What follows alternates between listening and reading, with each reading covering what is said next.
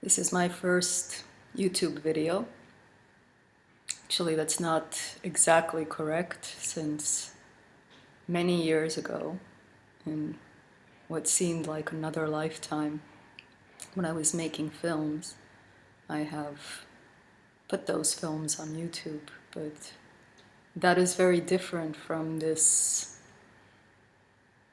protocol of speaking directly into my laptop, looking at my own face, not having an encounter with another, pretending that you are all there, which is a very strange experience, very uncanny. I know many people are doing it, and it has become something of a routine, but it still doesn't take away from its strangeness. And it is strange for me as a writer because I am used to communicating in the written word, which is a very different vibe and a very different experience and a very different form of receiving than visuals. And also because as a teacher, I'm used to working with people live, either in groups or one-on-one, looking into their faces, interacting with them, feeling their presence, feeling their vibe, responding based on that energy.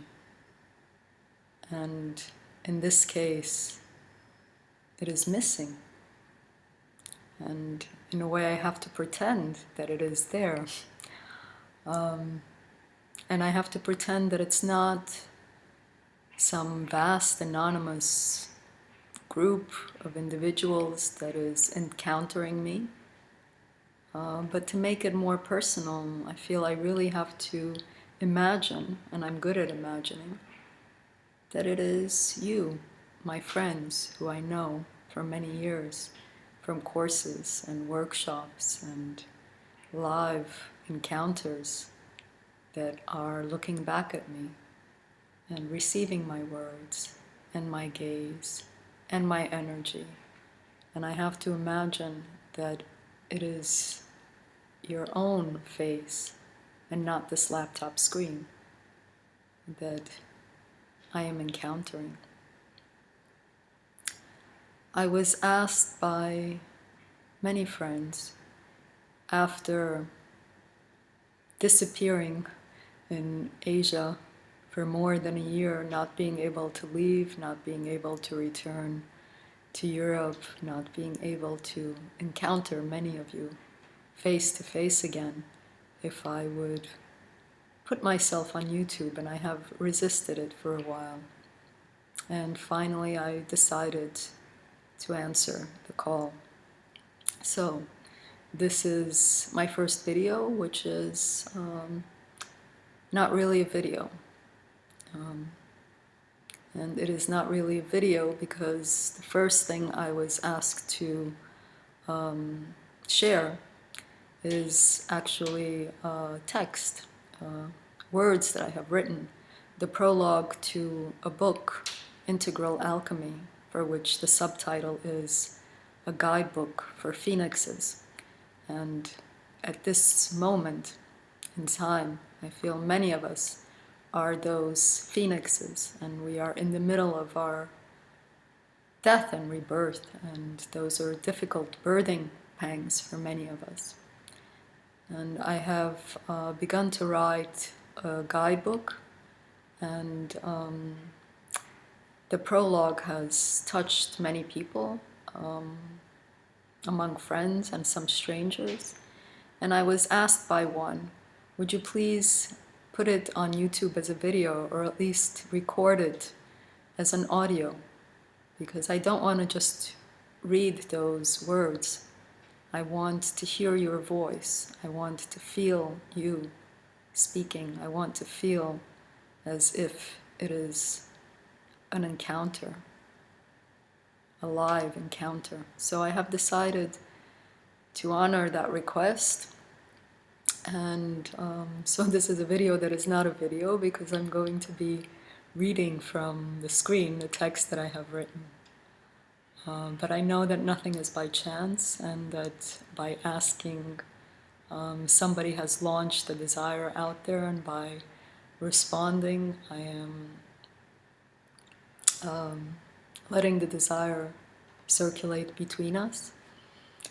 And in this experience, the giving and the receiving are one. So, with that as a preface, I would like to say that please do not watch this as a video. And it's hard for me to say because I know how often we are pulled out of ourselves by visual encounters. The visual environment is, in a way, pulling us out of our center. So I would like for you to listen with your ears and with your heart and with your energy. And of course you can look at the screen, you can look into my eyes, but this is meant to be a felt experience. So let's begin first just by breathing a little bit together so that we can both come into our center before I start to read.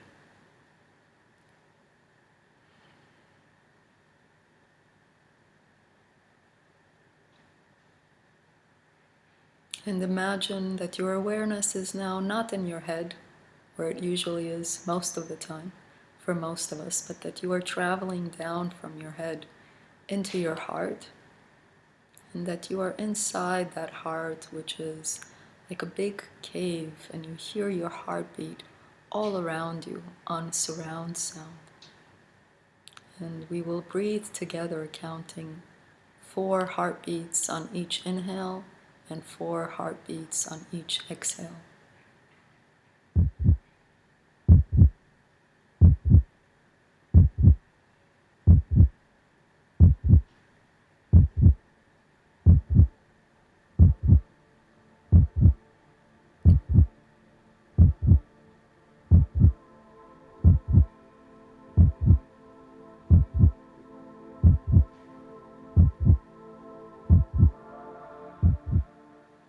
So let us begin. This text of the prologue is called I Am the You and Me. So it is very fitting that as you hear my words, you imagine that it is your own spirit, your own soul that is speaking to you and not some external voice. So I will break eye contact now so that I can look at my screen and read the text. But remember that the contact is never just with the eyes, so we will continue to maintain the energy contact, the shared vibe that we have together.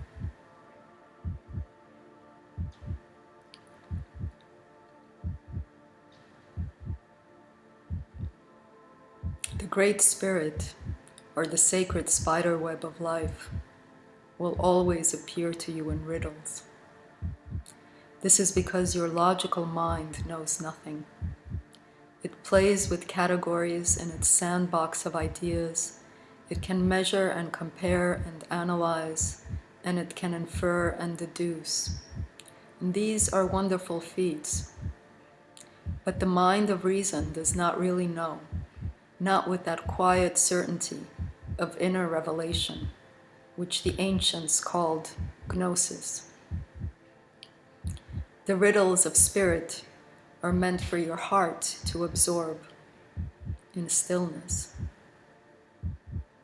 Do you remember those fateful words from the Matrix, which seem to herald the irreversible moment of the only existential decision that ever matters?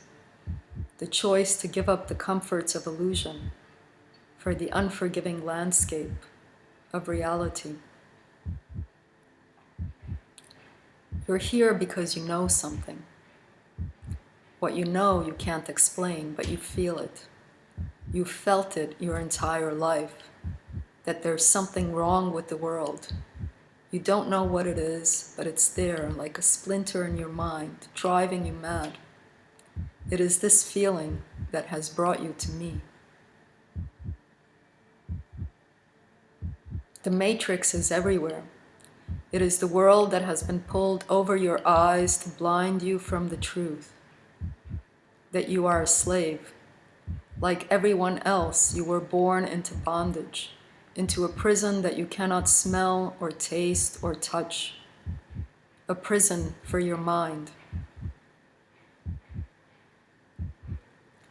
You find yourself here, now, reading these words, because you have stood at the precipice of that same choice, over and over again, and you are still wondering how far down the rabbit hole you are willing to descend or to rise, to discover the final threshold of your liberation. This is being written for you, and as you read my words, you will feel them as if they whisper to you from within your own heart, as if you are listening to another you talking to yourself in distant echoes. This other you inhabits an enchanted world, a luminous oasis, beyond ideas of right and wrong, on the other side of the veil that blankets our ordinary perception. When the soul lies down in that grass, the world is too full to talk about. Ideas and language don't make any sense. The breeze you feel has secrets to tell you. Don't go back to sleep. There is a doorway where the two worlds touch. The door is translucent and almost open. Don't go back to sleep. I write these words for you because I recognize the you that is in me. The relentless seeker who for many long and weary years has been searching for something you know not what, for the secret code that would unlock the mystery behind an impenetrable life, and waiting for the dawning of a revelation that would finally disclose the sure path to happiness. I write for the you who dwells in me, whose soul has often felt heartbroken and discouraged. The pilgrim who has stumbled unexpectedly upon glimpses of blinding truth, only to find that they were a mirage in the desert, and who had to begin again, once more. What journey have you ever taken that is not familiar to me? What journey have I ever made that is different than your own? I am that part of you who is lost and restless, but has already been found, who is timid and frightened, but full of wondrous courage, and who doubts, but secretly knows the certainty of the answer.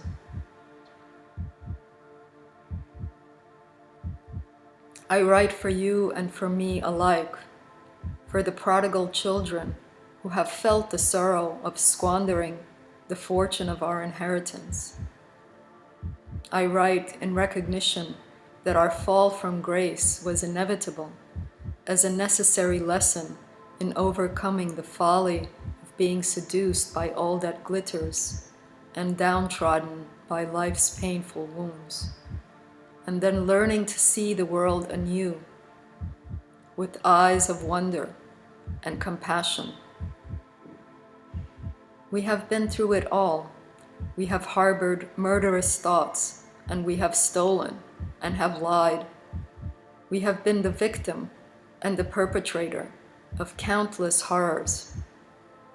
Anything imagined, we have felt. And we needed to feel it all, to be able to understand it in ourselves intimately, so we could forgive it and heal it in others.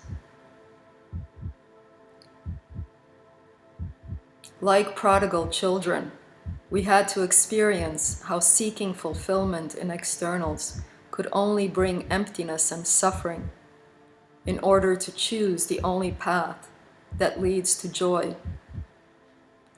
And despite our despair of being lost and forlorn, it was by making the journey away from our truth that we have come to learn that we'll always be welcomed back to a home we never left. I have no message to give you except to tell you that the message is already inside you and that it is all you will ever need to know.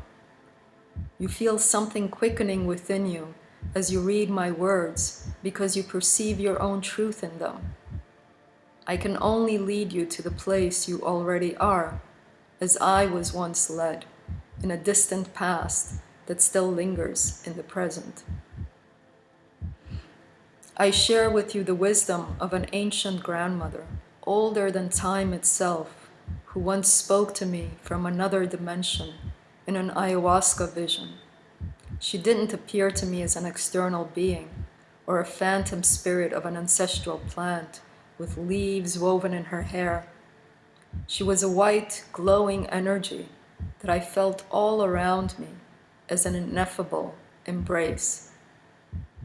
She spoke in my own secret voice, in the language of a higher part of myself that had been slumbering and was ready to awaken.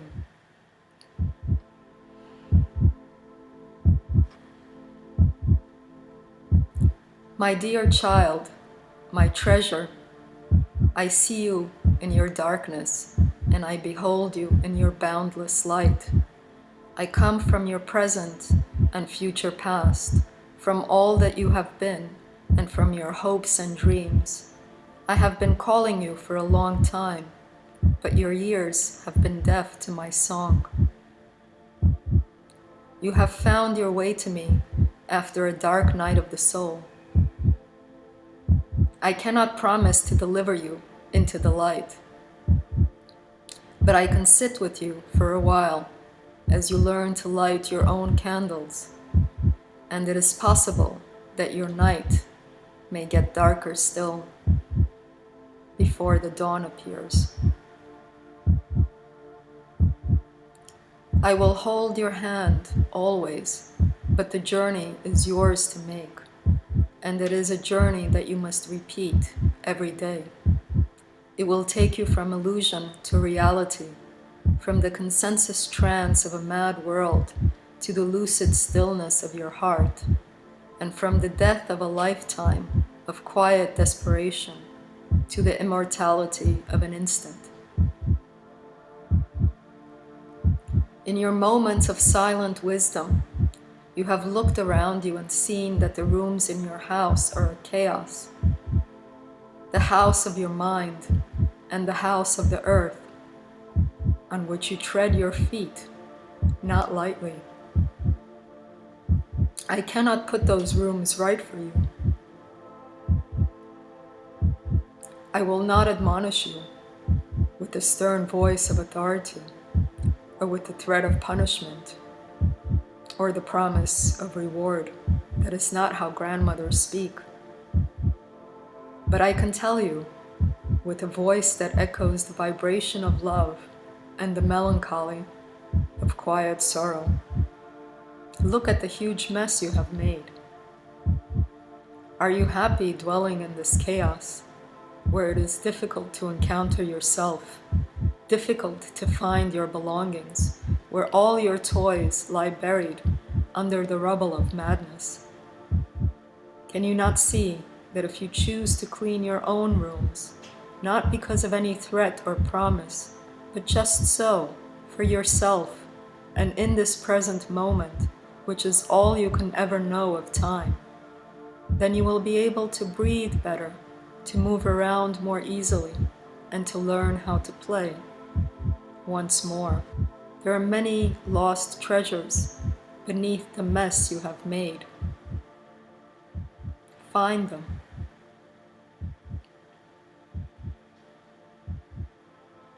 In your moments of self-forgetting, you have seen the cosmos as a stage on which the drama of good and evil is played out.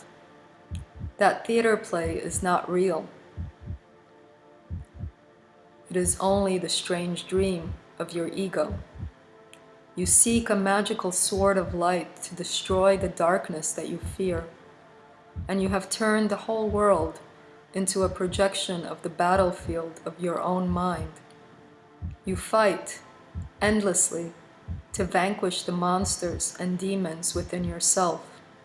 But those demons are the wounded inner children of your past. They are your pains and your defenses.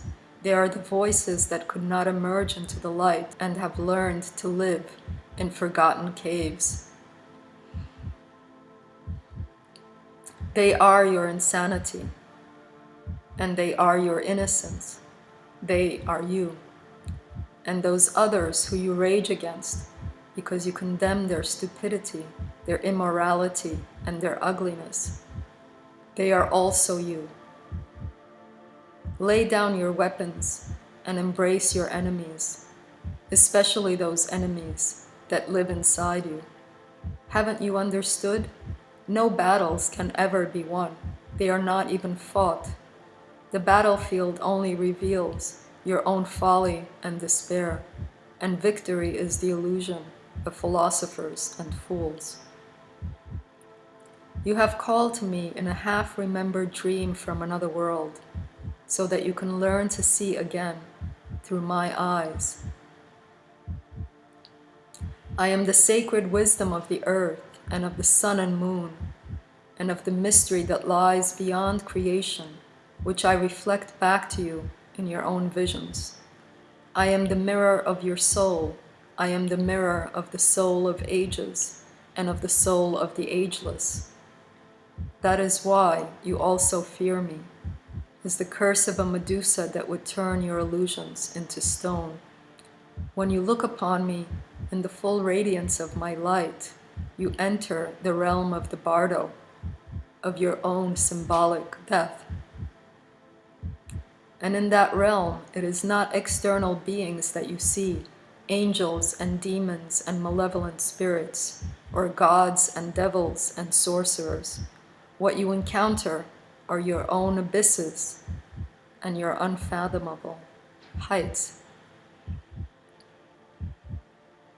I am the mirror that is calling you to stop running and to turn around, to face your evasions and to witness the countless ways in which you have learned to hide, so that you can better know yourself, and to decipher behind the veil where the two worlds meet, your own greatness.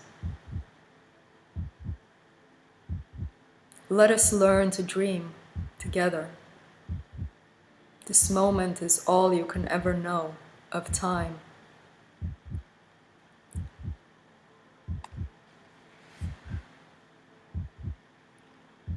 My words beckon you as the voice of your innermost self. I have been with you always, but you did not know it, and perhaps you still don't. To feel the truth of these words as an inner knowing, you must enter into your own stillness and learn to see beyond all appearances, beyond the hypnotic trance of a culture that has kept you in bondage, beyond the chatter of your personality and its beliefs and opinions, its likes and dislikes, its fors and againsts. This is all stale rubbish that you've collected from the dumping ground of others and mixed together under the pretext that you have freely chosen and crafted your own special self-identity. This world of appearances is a captivating dream from which you have yet to fully awaken.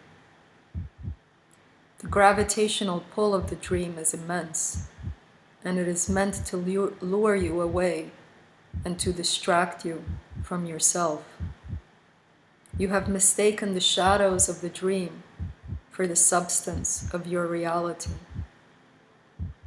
But if you have the courage to cast it all away with a throw of the golden dice, you will come to find your own center, your unshakable sovereignty. And this discovery will be a source of endless joy.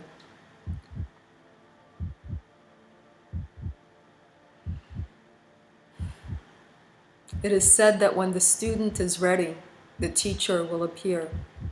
But any teacher is only pointing a finger at the moon and is not the destination itself.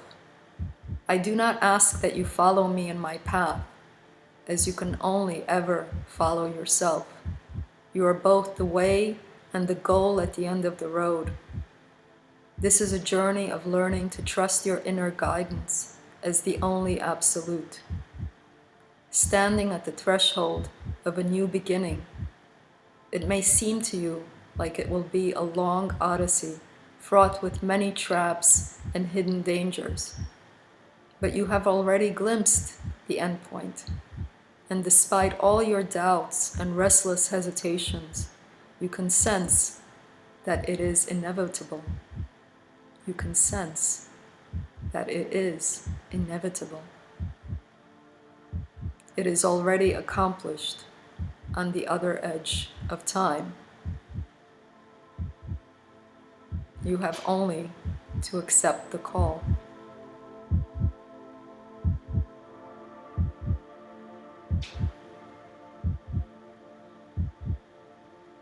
This is the end of the transmission.